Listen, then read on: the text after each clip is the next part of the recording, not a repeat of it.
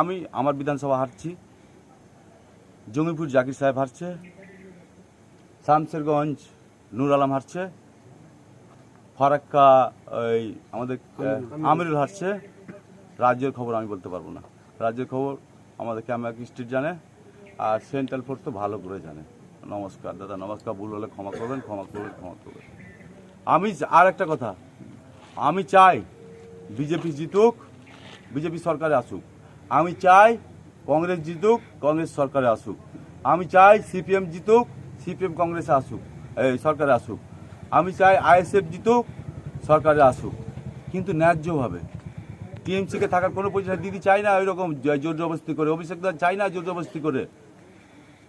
জোর জবরদস্তি লুটপাটি আমরা শিখিনি, আমাদেরকে ওটা শেখায়নি, ওটা আমাদেরকে শেখায়নি, দিদিও শেখায়নি, এবিদাও শেখায়নি। আমি এখন কলকাতা বেরাচ্ছি, কামাক স্ট্রিট যাচ্ছি।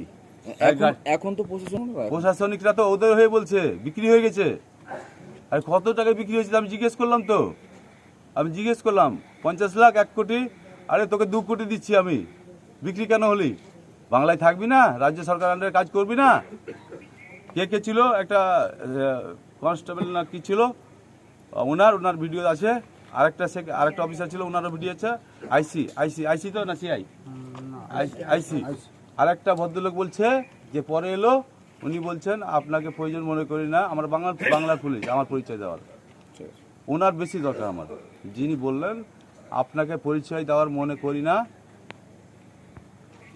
আর কি বলবো, এই তো গল্প চলছে।